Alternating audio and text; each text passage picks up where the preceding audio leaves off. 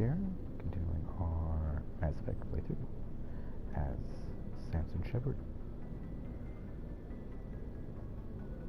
And I just remembered, this game came out in 2007. I was a child.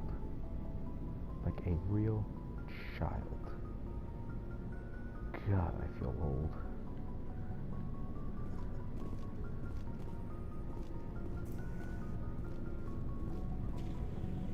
Commander? How are we doing? What's your opinion on the last mission?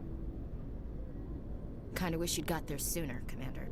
No offense, I appreciate the rescue. I just wish... You wish we'd been able to save the rest of your unit? Yes, sir.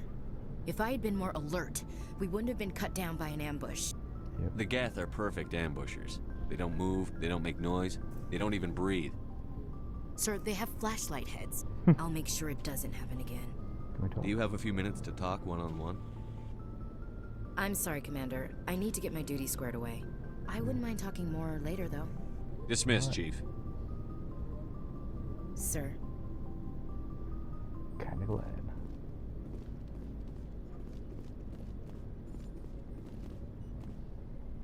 Thanks for bringing me on board, Commander. I knew working with a Spectre would be better than life at CSEC. You knew? Have you worked with a Spectre before? Well, no, but I know what they're like. Oh. Spectres make their own rules. You're free to handle things your way. At CSEC, you're buried by rules. The damn bureaucrats are always on your back. Not that For the bad. most part, the rules are there for a reason. Maybe. But sometimes it feels like the rules are only there to stop me from doing my work. If I'm trying to take down a I agree suspect, with it you. shouldn't matter how I do it, as long as I do it. But CSEC wants it done their way. Protocol and procedure come first. That's why I left. Oh, that was your reason for leaving? Would be Samson's thought, but I was like, no, dude, I agree. I agree with you. I'm sorry, but Samson is Johnny Law. So you just quit because you didn't like the way they do things? There's more to it than that. It didn't start out bad, but as I rose in ranks, I got saddled with more and more red tape. CSEC's handling of Saren was typical. I just couldn't take it anymore. I hate leaving. Yeah, it's a tough decision. I hope you made the right choice. I'd hate for you to regret it later. Well, that's sort of why I teamed up with you. It's a chance for me to get off the Citadel, see how things are done outside CSEC. Either way, I plan to make the most of this. And without CSEC headquarters looking over my shoulder, well, maybe I can get the job done my way for a change. Well, I mean, that depends. If getting the job done means endangering innocent people, then no. We get the job done right, not fast. Got it? I wasn't trying to... I understand, Commander. He's such a dick to Garrus. But that's okay, bro. That's okay. Because Sapphire Shepherd is all yours.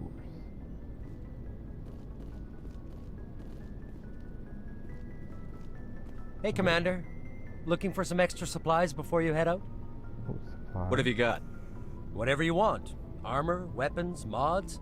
It's not standard Alliance issue, but that's not necessarily a bad thing. Well, as long as you don't mind paying for it. Hey, you? Why should I pay you for my weapons and armor? My stuff doesn't come from the Alliance. I have to purchase it myself, and it's not cheap. Hell, the licenses alone have set me back more than I'd like. But no licenses, no goods. Without the goods, I'm out of a job. License. What are licenses? Why do you need them? Manufacturers sell licenses. Each license allows me to buy and sell a certain brand of products. I already have several basic ones, but you'll need to buy more if you want me to bring in different brands. Many of the best licenses are hard to get, but they're well worth the cost if you can find them. What do the different manufacturers offer? There are too many for me to keep track of, but each license will explain what it's good for. Alright. And new items? How often will you get new items? Well, that depends on how many licenses you've purchased, but I'll rotate items on a regular basis regardless. Good And to anytime know. we land someplace with a big enough port, I'll buy, sell, and trade whatever I can. Check back often. I need to move items quickly, so only the most basic items will be stocked consistently. Let's see what you've got. You bet, Commander. Yeesh. Alright, so.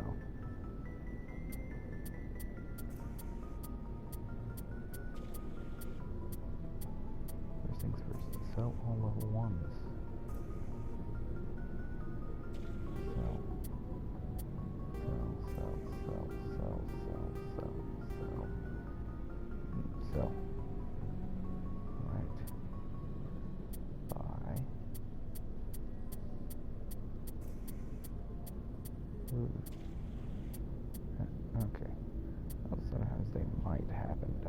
I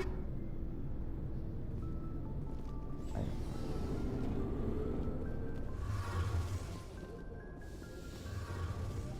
Now, how I'm going to do this is I'm going to have it done sort of in transit.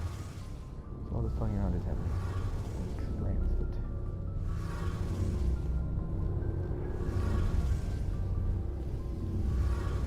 For engineer Adam. Now this is just for my reference later. Ship speed was a technology.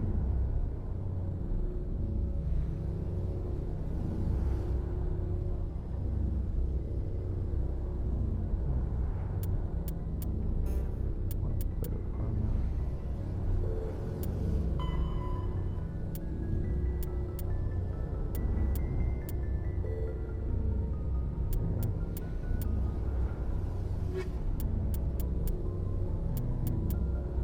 The Mako infantry. No, thank you. Biotics, element 0 can omni. When subjected to an electrical current, the rare material dubbed element 0 or EZO. Combat. All combat. That's the phrase. Citadel Galactic. The Mako Bio Element 0. When subjected to an electrical current, the rare material dubbed Element 0, or EZO, emits a dark energy field that raises or lowers the mass of all objects within it. This mass effect is used in countless ways.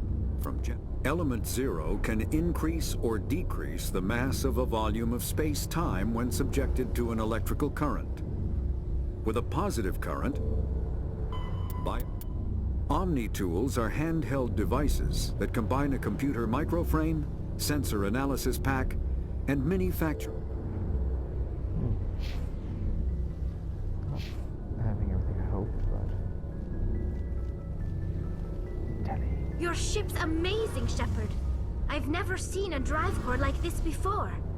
I can't believe you were able to fit it into a ship this small.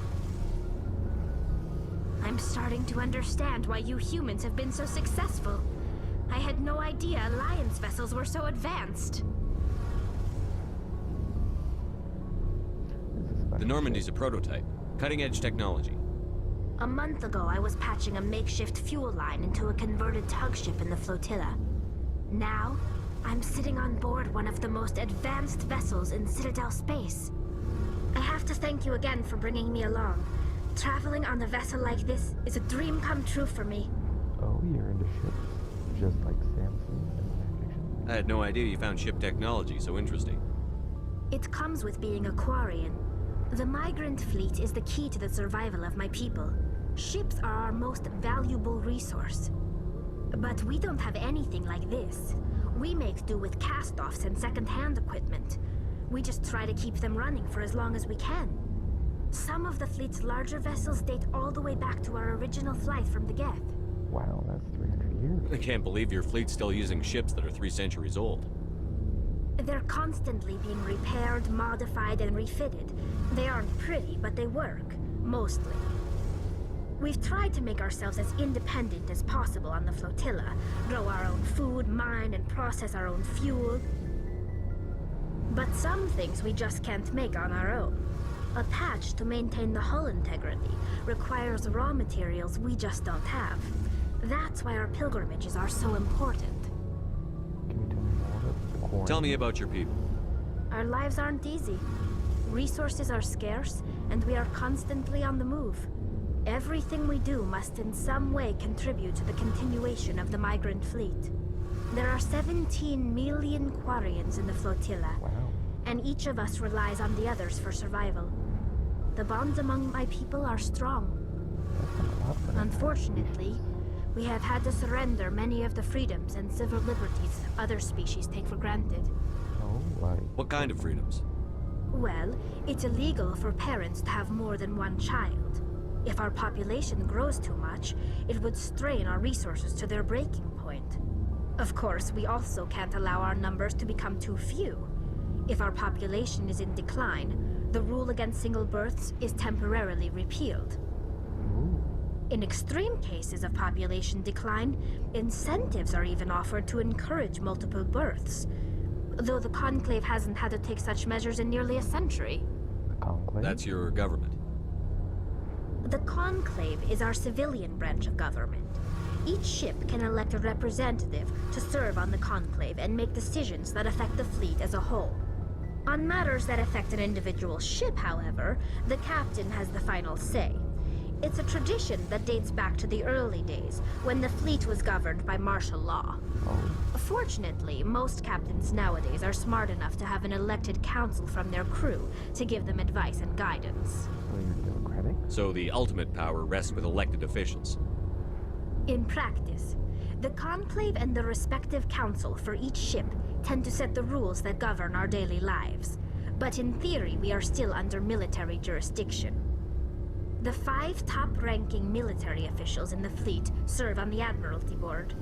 These 5 have the power to overrule any decision by the Conclave in case of emergency. To do so requires unanimous agreement among the Admiralty, and they can only do this once. After that, the entire board must resign their posts.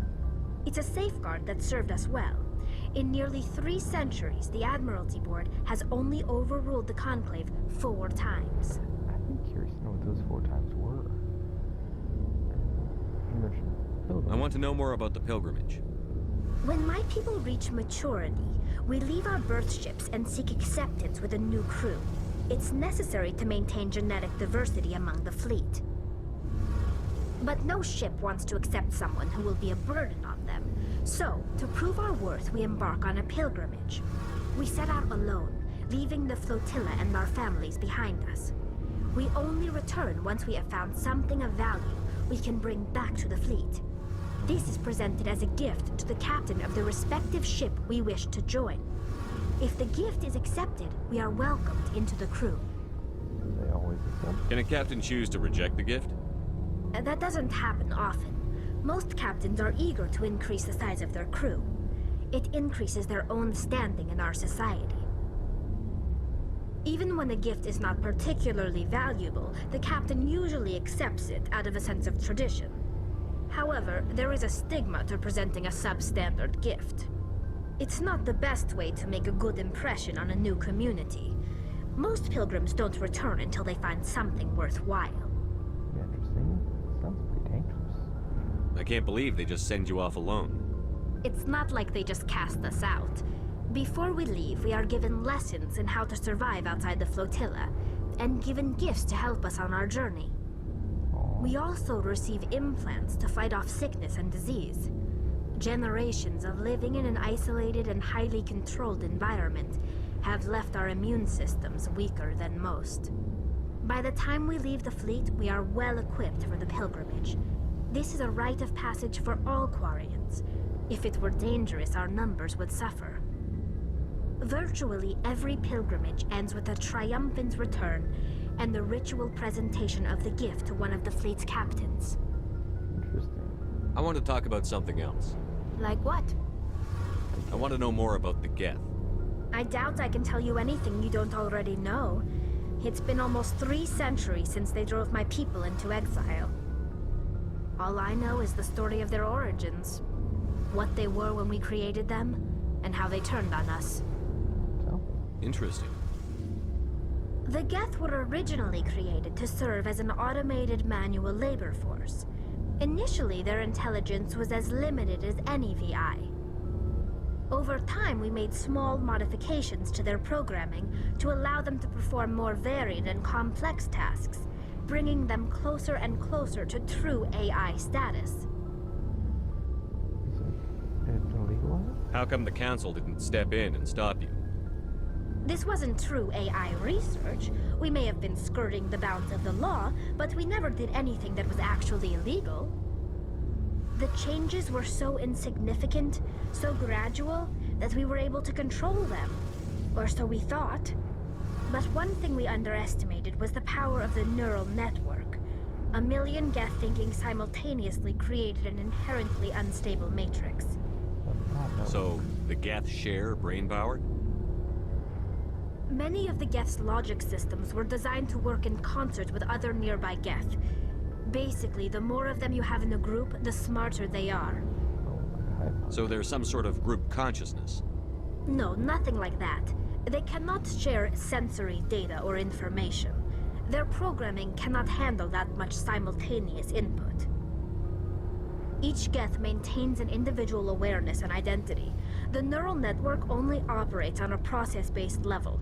It's basically the synthetic equivalent of a subconscious. But when they're in close proximity, they can coordinate low-level functional processes, freeing up more capacity for original or independent thought. That doesn't make any sense. I'm probably oversimplifying. The Geth are incredibly advanced and complex creations. All you need to know is that they get smarter when they gather in large numbers. As we built more and more Geth, their effective intelligence became more sophisticated, more abstract. One day, a Geth began to ask its Quarian overseer questions about the nature of its existence. Am I alive? Why am I here? What is my purpose? As you can imagine, this caused a near panic among my people. I don't see what's so bad about those questions. The Geth were created to engage in mundane, repetitive, or dangerous manual labor. That's fine for machines, but it won't satisfy a sentient being for long. The Geth were showing signs of rudimentary self-awareness and independent thought. If the Geth were intelligent, then we were essentially using them as slaves. It was inevitable the newly sentient Geth would rebel against their situation. We knew they would rise up against us, so we acted first. A general order went out across all Quarian-controlled systems to permanently deactivate all Geth. The Geth responded to this order violently. You can't blame them for fighting for their survival. We had no other choice. The Geth were already on the verge of revolution. By acting quickly, we had a chance to end the war before it began. The hope was that most of the Geth would still be little more than machines, incapable of organized resistance. But they had progressed much further than anyone anticipated. The war was long and bloody. Millions upon millions of Quarians died at their hands. In the end, we were forced to flee our own homeworld. We feared the Geth would pursue us, but they never came beyond the Veil. Now we drift through space, exile searching for a way to reclaim what was once ours. It's hard to feel sorry for you. Your ancestors tried to wipe out another species. We made a mistake when we created the Geth in the first place, but we did not make a mistake when we went to war against them. If we had not acted, they would have wiped us out. They're a synthetic life form. They have no use for organics. None. Why do you think they cut themselves off from the rest of the galaxy? Why do you think they've killed every organic being who's ever tried to contact them? Well, not everyone. They didn't kill Saren. What does that tell you? The Geth are not innocent victims in all this. They're the enemy. They want to destroy us. Not just the Quarians. All organic life. That's why they've joined up with Saren. And that's why we have to stop him. I want to know more about... I doubt that. All I know is the story of... Over time, we made... But one thing we underestimated... So there's some sort... But when they're in close proximity... That doesn't I'm make... probably... One day, as you can imagine, this caused a near panic among... A general order went out across all Quarian... You can't blame them. We feared the Geth would pursue us, but they never came beyond the It's Veil. hard to feel... Why do you think they cut themselves off from the rest of the galaxy? Why do you think they've killed every organic being who's ever tried to contact them? I didn't mean to offend you. I'm sorry. I didn't mean to get so worked up. Most Quarians tend to have pretty strong opinions about the Geth. Good to know. I should go. See you later. Animals. Hey, Commander, you know that Quarian, Tally? She's been spending all her time down here asking me about our engines. I hope she's not bothered. I'll tell her to leave you alone. What? No, she's amazing. I wish my guys were half as smart as she is. Give her a month on board and she'll know more about our engines than I do. She's got a real knack for technology, that one. I can see why you wanted her to come along. I figured she'd be a real asset to the team. You got an eye for talent, Commander, but I'm guessing that's not why you came down here. Just asking. Fill me in on the IES stealth systems. How does it work exactly? You can't hide a ship out in space. They emit too much heat and radiation. Too easy for sensors to pick them up, unless you find a way to capture those emissions. So our stealth systems trap the energy we give off in storage sinks built into the ship itself. No emissions to give away our location. Eventually the sinks have to be vented. More than a few hours silent running and they overheat. Cook us inside our own hull. There's no way for anyone to detect us? A visual scan can still pick us up. Anyone looking out a window can see us plain as day.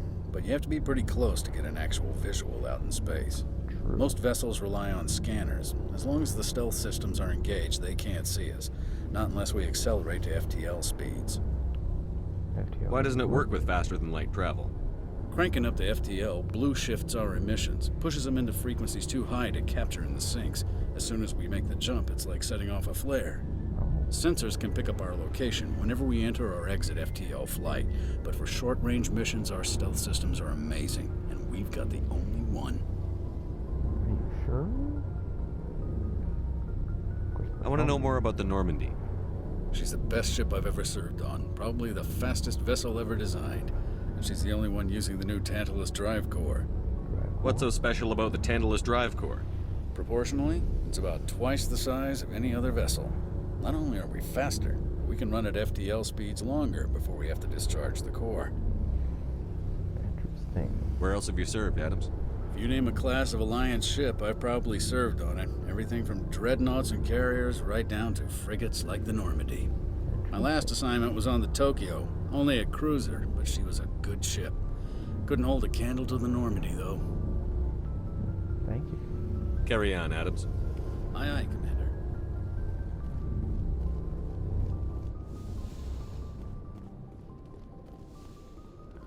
Lastly, meet Buddy Rex.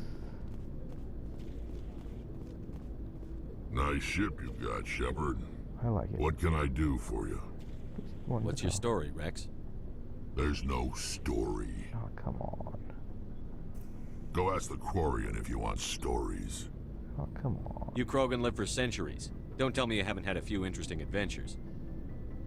Well, there was this one time the Turians almost wiped out our entire race. That was fun. Oh, I know the I heard about that. You know, they almost did the same to us. It's not the same. It It isn't? seems pretty much the same to me. So your people were infected with a genetic mutation? An infection that makes only a few in 1,000 children survive birth? And I suppose it's destroying your entire species? I suppose it isn't all the same. I don't expect you to understand, but don't compare humanity's fate with the Krogan. Touchy? I was just making conversation. I wasn't trying to upset you. Your ignorance doesn't upset me, Shepard. As for the Krogan, I gave up on them long ago. Oh, you did? The genophage infected us, but it's not what's killing us. Oh, then what is? Are your people really dying? We're sure not getting any stronger. We're too spread out. None of us are interested in staying in our own system. So, Lots of species have left their homes and prospered. But they go to colonize new worlds. We're not settlers. We're warriors. We want to fight. So we leave. Hire ourselves out. And most of us never go back. and genophage? What can you tell me about the genophage? Ask the Solarians if you want details. They made it. All I know, it makes breeding nearly impossible.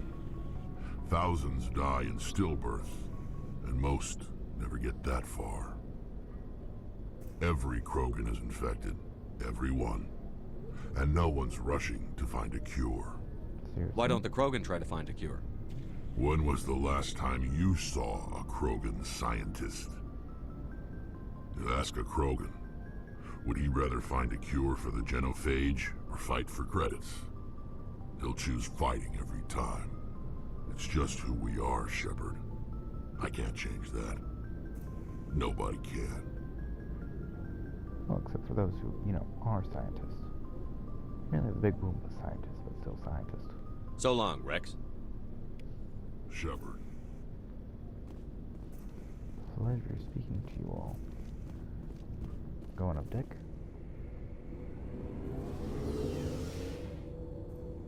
Stare into my soul, Shepard. Stare into it and know we're all going to die. Nothing to do with that.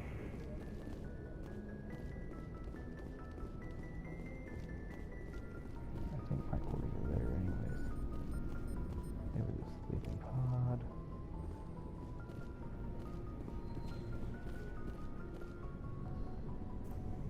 How you doing, LT? Anything you need, Commander? That's enough for personal input. Just trying to get a sense of where the crew's at. Thoughts? I've wasted enough of your time for now, Commander. We'll have time for personal debriefings later. We'll talk another time, Lieutenant. Commander? Time to check out the room. Oh. There's not many.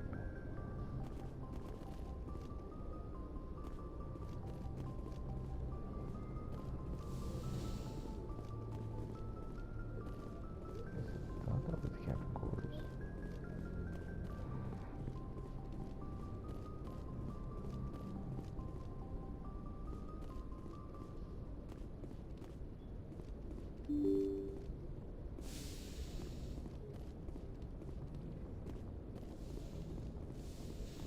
At ease.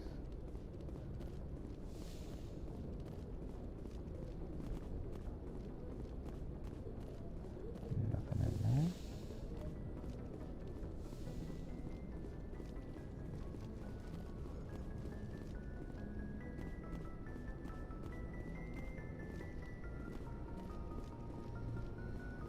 Still talking to Joker. Commander, something you need?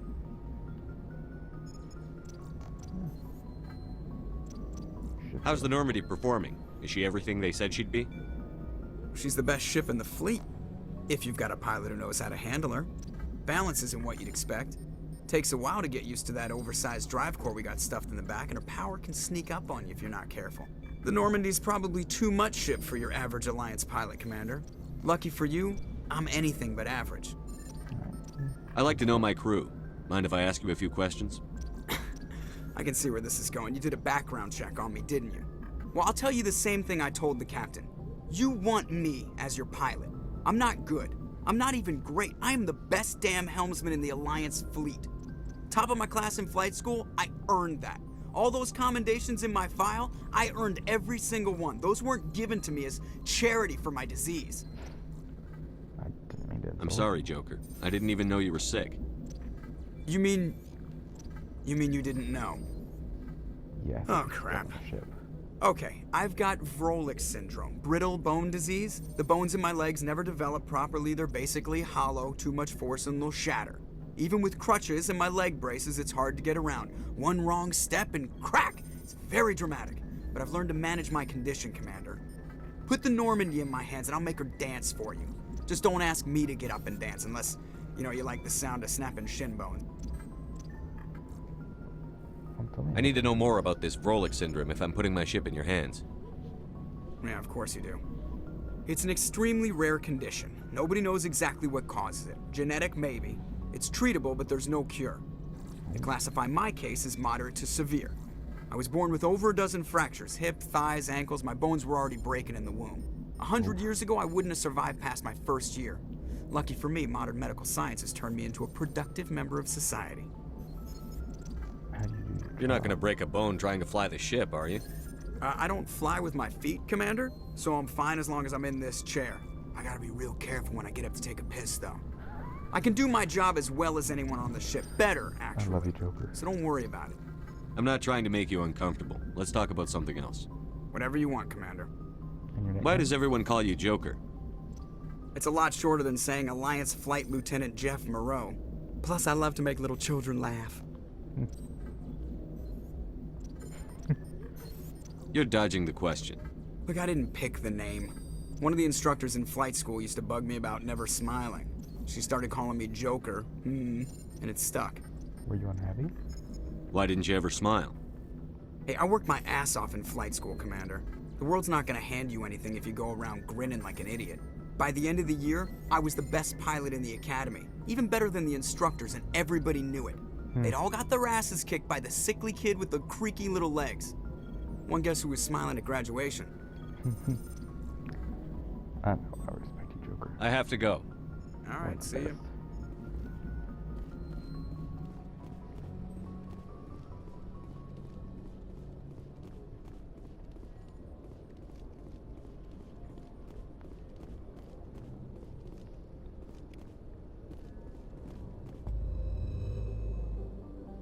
Ooh, the galaxy map.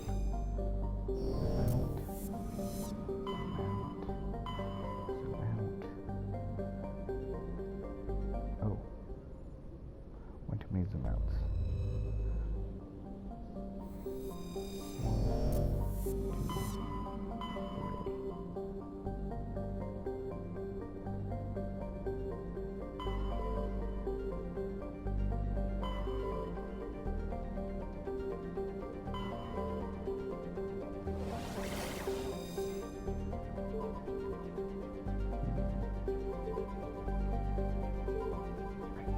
Maybe it was this one?